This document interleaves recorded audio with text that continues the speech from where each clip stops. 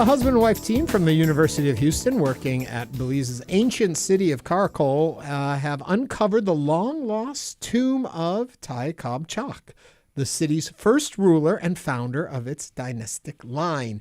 Inside, they found extraordinary treasures, jade ornaments, ritual pottery depicting gods and captives, a mosaic death mask, and other rich offerings, marking the first confirmed royal burial in that area in more than 4 decades. This find not only sheds light on the early classic Maya world, but also challenges long-held views about early interactions between Maya and the distinct Teotihuacan in central Mexico. To delve deeper into this remarkable discovery, we're joined by Diane Chase, who's University of Houston Provost and Senior Vice President for Academic Affairs and Co-Director of the Caracol Archaeological Project, and Arlen Chase, Professor and Chair of the Department of Anthropology at the University of Houston. Welcome to both of you. Thank you. We're thrilled to be here. A lot of tongue ties, tongue twisters in there. I hope I got most of them correct. Not too bad. Not too bad. Teotihuacan or Teotihuacan? Teotihuacan. Teotihuacan. There's a restaurant here in town that I we know. always I pronounce haven't it eaten wrong. there yet. Caracol? And I haven't eaten at Caracol yet. A lot of seafood. Yeah. So a tomb with a view is what sounds like what you found, huh? Well, not the kind of view that we normally think about, right? Where you're seeing the tops of pyramids. It kind of inside the building.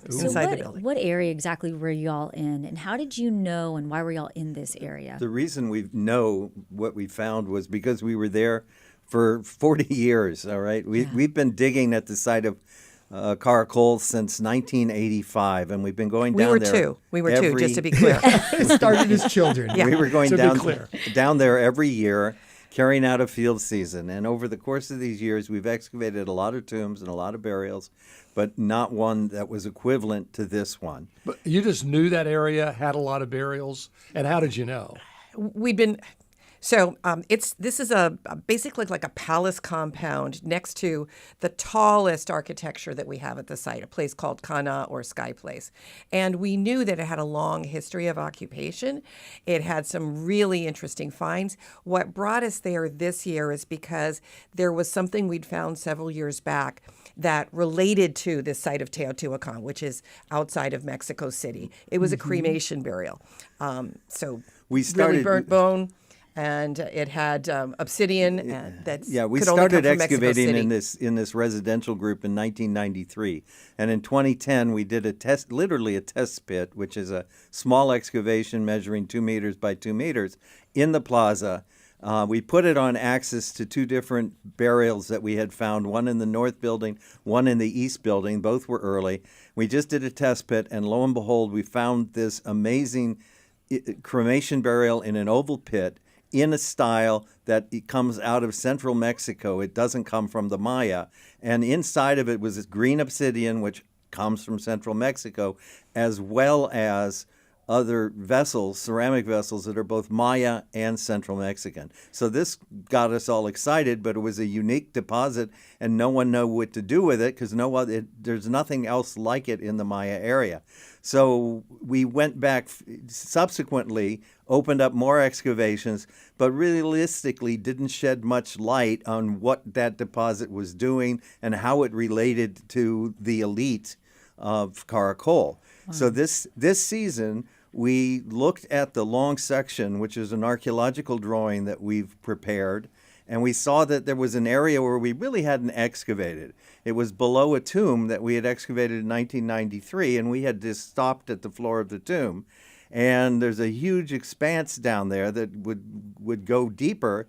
And so this year what we did was another one of these test pits, 2 by 2, opened up the same tomb that we found in 1993 and literally went through the floor. And when we went through the floor, we hit the roof of the chamber. So almost immediately. Did you know who you were looking for, or was it just you were looking to find? We were looking to find any deposit that would give us an indication of the relationship between Caracol and essentially central Mexico. So it had to be the right time period. So that's what we were going for. No. We've never found a ruler's tomb before. So this is the first tomb that we found that we can identify as a ruler's tomb, and the first one where we actually have a name. When did you know that's what it was? What What was the moment that it that hit? took a little bit of time. So Arlen was in the field, and I was up here being provost. It gets in the way of your digging, doesn't it? Yeah, I was up here being provost, and I was getting reports daily on what they were finding. So he can describe what he saw initially. So we got into the chamber, and the chamber we saw was fairly deep. In fact, the floor of the chamber is over 4 meters below ground surface. And so we could look in it. We could see red cinnabar, which is unusual. It means it's a very elite burial. We could see pottery vessels, and it was clear to me that the pottery vessels were early classic, which was the time period that we were looking for. But other than that, we just knew at that point that we had a royal burial like other ones that we have found at Caracol.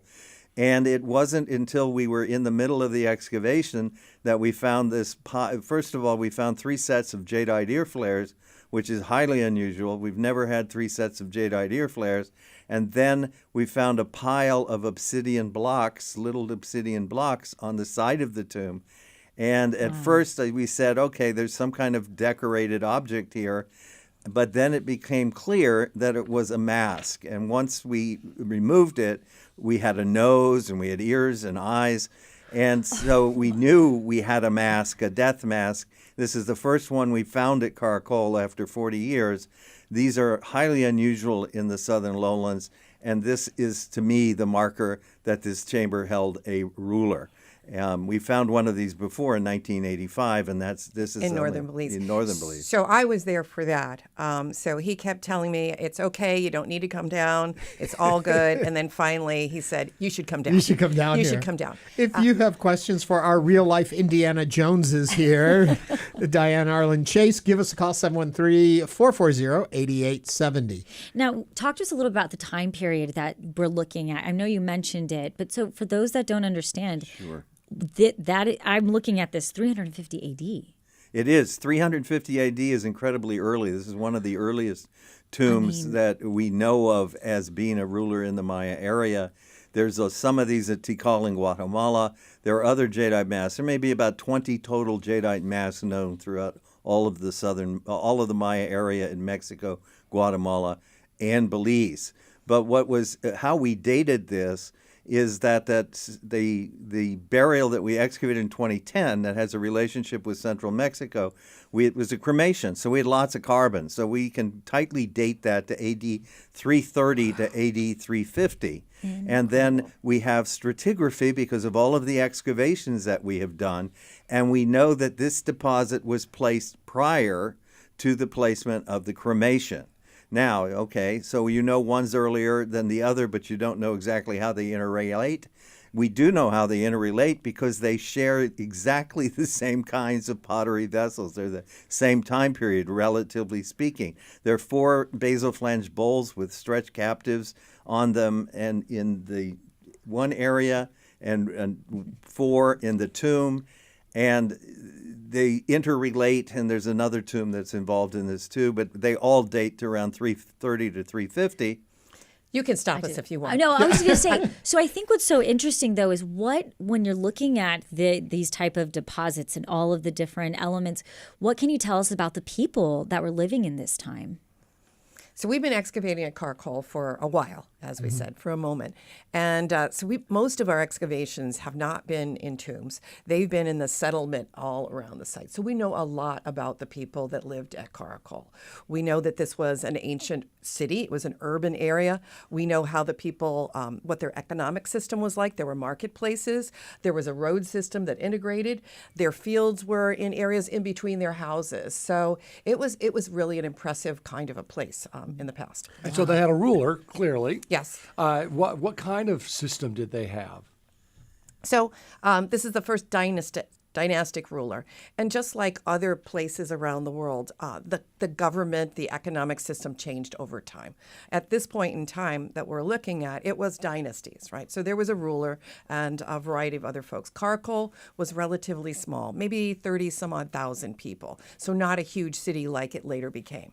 At about 600 AD, it was more like 100,000 people that were living in this city. Yeah. So it grew over time from that. So it grew to be a place that had a huge, what we would call middle class or middle status level over time. Yeah. If people are watching us on YouTube while we're talking, I apologize. I'm sitting here with my mouth open like, We all three of us are sitting here like, this is fascinating. help us understand, too, the significance of what you discovered as in regards to these two communities kind of merging, not what you were expecting.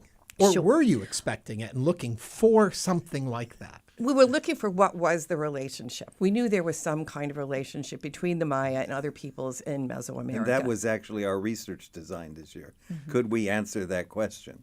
And so what we were looking at is, in a broader sense, the Maya, we knew that the Maya had a relationship with Teotihuacan. We didn't know exactly what it was. We knew that our kingship started in 331 AD from the epigraphic texts. Epigraphic hieroglyphs. Thank you. And because of the hieroglyphs, that's how we were able to identify this as Te K'ab Chaak.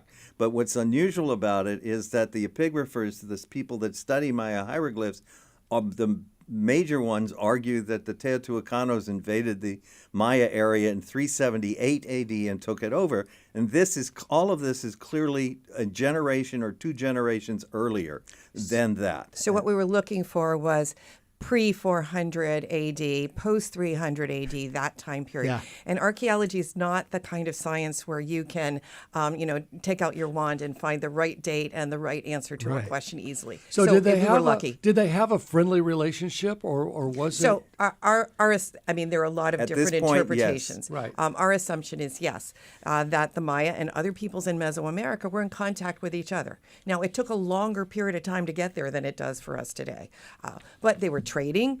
There were individuals that were merchants that were going back and forth, and they're aware of each other. So could some of this been gifts to the ruler? Well, I think it's even more than that. Essentially, one of the questions that was answered by this is that there's a Maya ruler prior to this Teotihuacan burial in the center of the Caracol Plaza. So the Maya ruler is there first. And we're looking at potential diplomatic relationships where they're actually exchanging people. And this is also being seen in excavations at Teotihuacan that are being done by the Sugiyamas. Up there, they found finding Maya murals that dated to 350 AD and other iconography that was clearly Maya much earlier than the AD 378. So how does all this upset the apple cart, the beliefs and the understanding up until you folks break through that floor? Well, there's some that are still going to have to do that reality check, right? There's a lot of conversation about what it means, and we'll be spending more time with our colleagues. But it does show that the Maya were essentially an independent development in contact with other peoples across Mesoamerica, as opposed to that it was imposed. And that's really just important in terms of how we think about who they are.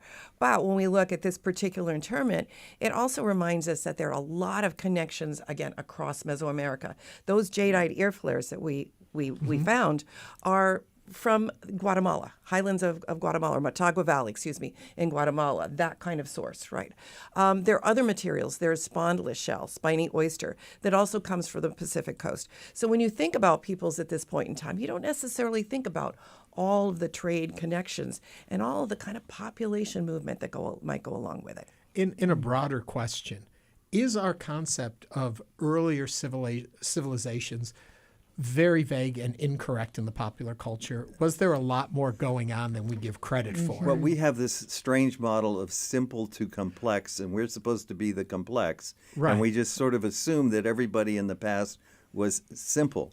And it doesn't work that way. They may not have had the wheel, they may not have had cars, etc., but they were exceedingly complex, and we all are driven by some of the same passions. And it's pretty clear that these were trading partners that were moving back and forth. So are we wrong to assume then success discovery builds upon success and discovery, or does it ebb and flow through the period so that there are strongly advanced civilizations that then do fade and the human species has to rediscover these things, or is it passed on? Well, I mean, if we're talking about the Maya, or we're talking theoretically in general, I think both, actually. there's still Maya living today. Right. So the Maya peoples didn't disappear. We often Right. talk about, that the Maya are gone. They're not. There's something called the Maya collapse, and that is cities like Caracol that are abandoned at a certain point in time, over a couple hundred years span. Some of the learnings continue over time, but I think other things are lost, and we do have to rediscover them. I think to your point, Ken Burns made that point, the documentary guy, that Washington and Jefferson, they were human beings. Right. And we often think of them as just these people, that wrote a declaration. And to your point, even in 350 AD, these people had real lives. Yes. They weren't just sort of people that were trying to build pyramids. No, and there's change over time throughout the Maya civilization. We can see this in archaeology. There's differences in development. There are differences in governance structures. Each Maya site is, in fact, different. You can see that in the archaeological record, and that's not really reflected to a large extent in any of the books that we read. You're listening to Hello Houston, and we're speaking with Diane and Arlen Chase, two of the most influential Maya archaeologists in the world. You can join the conversation at 713-440-8870. We did get a text question from Dan who says, do the guests know if the original tomb structure was subterranean, or has the structure been covered by sediment over time? It's been covered by human construction over time. We know that the bedrock is about 5 meters down below the ground surface. And what has happened is the Maya usually, in terms of constructing things, clear off to the bedrock, then start over again. And build up and up and up. They don't knock things completely down like we frequently do when we're reconstructing. So when you see these big hills that look like hills in the Maya area, or they're actually structures, once you start clearing them off, all of those have been constructed above the ground, and they keep constructing. Whereas we demolish things and then take it away, they demolished it and then built on top of it. But there is sediment on the top. What did they use for construction? Mud bricks or? No, limestone blocks and siscab and stucco. Wow. And we do have a call, Rick. Put your headphone Yes, on. you have to put your headphones on. We do have a call from Rick from West Houston. Rick, welcome to Hello Houston. What is your comment or question for Diane and Arlen? Hi, thank you. And I'm so excited to have two people from my former university and from my department in that university. So I have a quick question. We've lost a number of our faculty to retirement, but it appears we're not hiring more archaeologists in the Department of Comparative Cultural Studies. Well, that will, I think, happen once we get more students interested in the topic and they enroll in those classes. In fact, we will be pushing both physical anthropology and archaeology in the department on top of its strong cultural focus. Glad you. to hear that. Now, Yeah. my question, please spend a little bit of time also, though, talking about Teotihuacan. That's what I did my thesis on, and that it was a mercantile system that even non-elites would be bringing back material from Teotihuacan. So can you talk a little more about the interrelation between the Lowland Maya and Teotihuacan? Rick, thank you for that. Diane? Sure. We have bits and pieces of evidence throughout time, and in fact are going to be spending some time with some of your former colleagues at a conference next month where we'll be talking about it more. This particular time period, the early classic, I think, though, is the one that has been the most confounding for all of us in trying to determine the directionality. And what we're showing is that it is more the mercantilism, and it is bidirectional, multidirectional, not just single directional that we're seeing. Right, because one of the things that had happened in the 1990s was Guatemalan archaeologists excavating at Tikal were able to actually argue that the Maya had influenced a lot of the building at Teotihuacan. And so some of that is, nobody's actually analyzed that and looked at that in depth. And that's one of the things we're hoping to start a discussion on in August at the Santa Fe Institute in Santa Fe, New Mexico. So is this your area? I mean, you kind of own the Caracol dig. So we're the directors of the Caracol Archaeological Project, the two of us. We hold a permit from the Institute of Archaeology in Belize, and we work really closely with the Institute. But one of the things we talk about is there's no I in the word archaeology, and there's no I in the practice of archaeology. Yeah. So there's no way the two of us down there could do all of this. There's a huge team that works with us, including students from the University of Houston. And there is no speed in it either, which I think, going back to our last caller's comment, folks in today's day and age want instant gratification, and then you start thinking of people in dirt with little brushes just dusting away. It takes patience. Yes, it does. Yes, it does. It takes incredible patience. There are times when you really want to know what's next, and you need to move slowly. This particular chamber took more than a month to excavate, and when Arlen talks about determining that there was that jadeite mask that we learned was a death mask, that took until after all of the photographs and drawing was done, and we started to remove it. And it wasn't until I saw the nose that we were. It's like, okay, we got it. Wow. Hey, there's a good text here, and I'm curious too. Have you done any DNA exploration? So that's next. Next. There are, it's not only is it a long, painstaking process to dig, the recording, but then there's a subsequent analysis. So we've already sent the material out for ancient DNA analysis. We've sent it out for stable isotope analysis, which will tell us a little bit about diet. There's a lot more that we need to do to know as much as we can. I know you're supposed to keep an open mind in this, but do you have thoughts on what the DNA is going to show you? Or do you try and keep open? Well, what we're hoping it's going to show us is where this particular person, came from and who he's related to. Right, but it's a first step because we would like to see some DNA from some of the elite at Tikal in Guatemala, and especially the Yaxcuc Mo, who was the founder of Copan in Honduras, who was, according to the hieroglyphic text, came from Caracol. So we would love to see the two DNA and do comparisons between them, because Yaxcuc Mo is about 100 years after this burial. And we did have a question from YouTube from Cosme Garcia, who says, has the advancement of technology in the field of archaeology aided in this new discovery?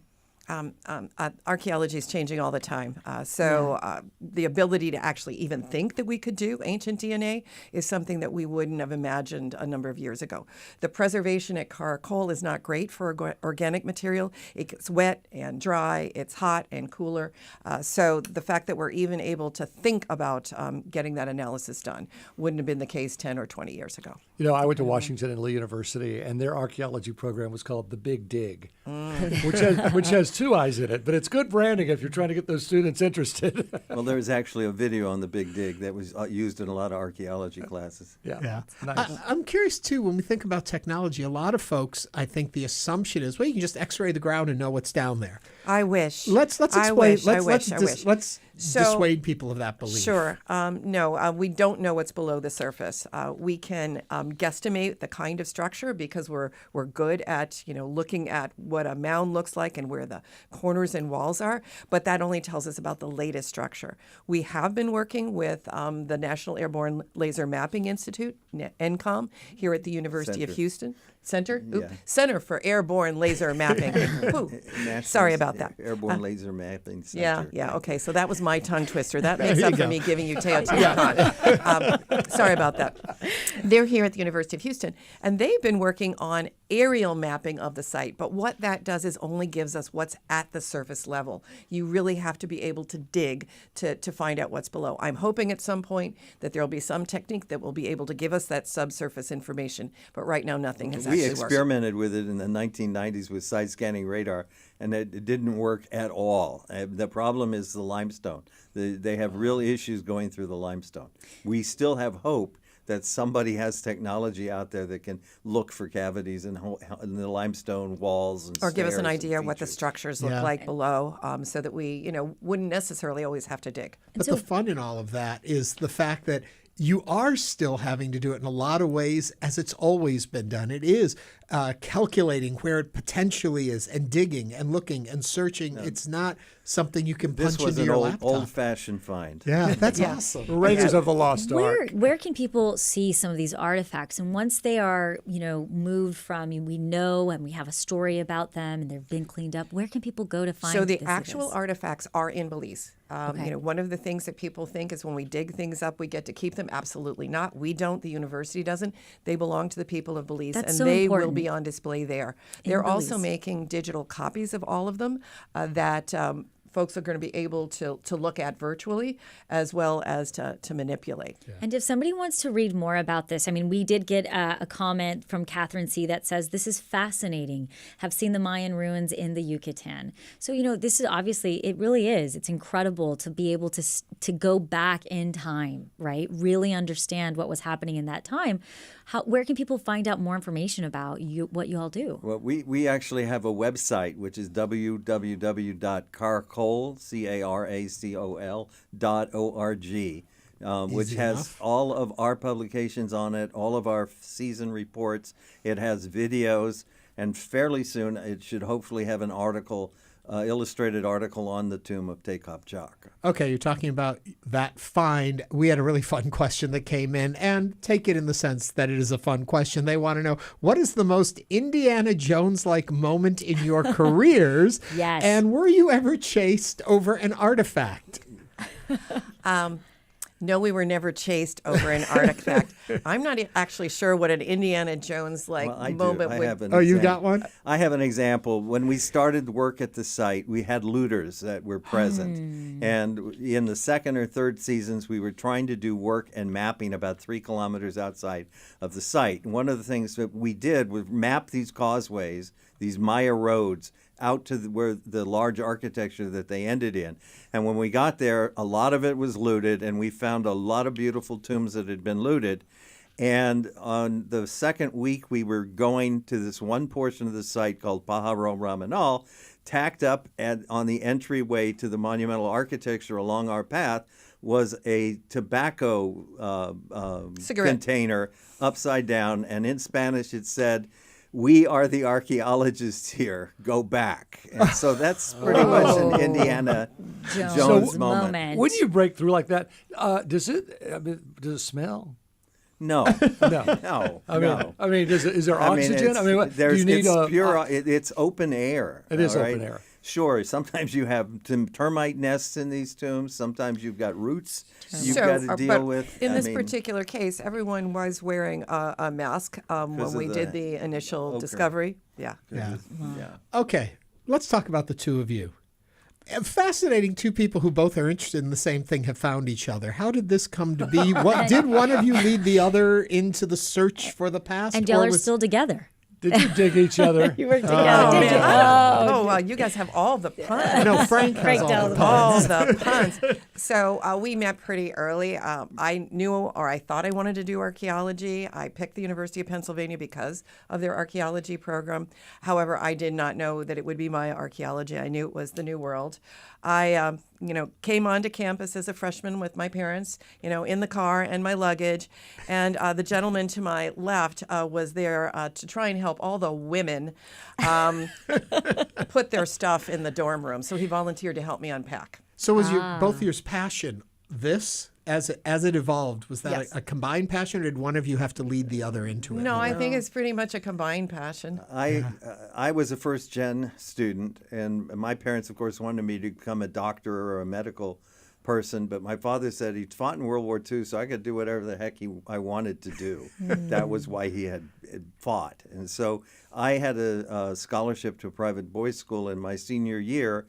I had the luxury of taking a trip down to Guatemala for 5 weeks with somebody who was very well known for doing rice paper rubbings of stela. And we went to this unknown site, and I was sitting there finding Maya hieroglyphic blocks off of a building. And it was, to me, was the most exciting thing I'd ever done. And it became very clear to me, having had a class in high school in Mesoamerican archaeology, we didn't know very much about these cultures. And it was a great career. And so I chose the University of Pennsylvania because they were coming off of a 19-year project at Tikal, Guatemala. And they had started a new project at Tayasal in Guatemala, which was the last Maya site.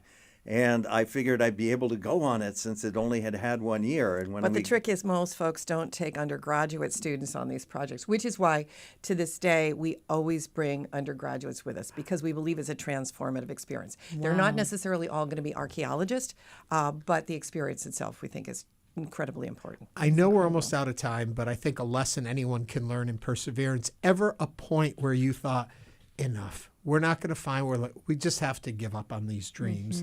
Or Just was it keep digging. always Just keep digging. going? There's always something more, right? There's something more we want to know. And because we've been working at Caracol for so long, there are a lot of questions we can answer that I never thought we'd be able to answer or even ask the question. So. Normally, this is our current obsession day, but I think now we found a new one. Yeah, you're our current Kind of obsession. We're obsessed. fascinated by Yes, this. you really Right. are. What is it you still want to learn down there? What are the- Everything. that sums it up. You both asked questions, or all three of you asked questions before about, what do we not know about the past? What do we not know about the Maya? And we want to reconstruct as much as we can about what life was like at Caracol during the entire time span that it was occupied. And how did that place relate to the rest of the people in the world? Yeah. And We can use that. barely touched the city, Yeah. to tell you the truth, after 40 years. This city is spread over 240 square kilometers between two rivers. It's tied together by roads. It had all of the sustaining agriculture within the city. This is not what Western cities do. This is what ancient cities did in the tropics. It's a very different way of doing things. And all of our residential groups have these structures that were shrine buildings for the families that literally lived there. Wow. Diane Chase is the University of Houston's provost and senior VP for academic affairs and co-director of the Caracol Archaeological Project. And Arlen Chase is a professor and chair of the Department of Anthropology at the University of Houston. It's Diane. It's Arlen. actually comparative cultural studies. Comparative Cultural Studies. And thank you so much both for joining us. Absolutely fascinating, and congratulations. Thank you. Thank you. We enjoyed the conversation. And for the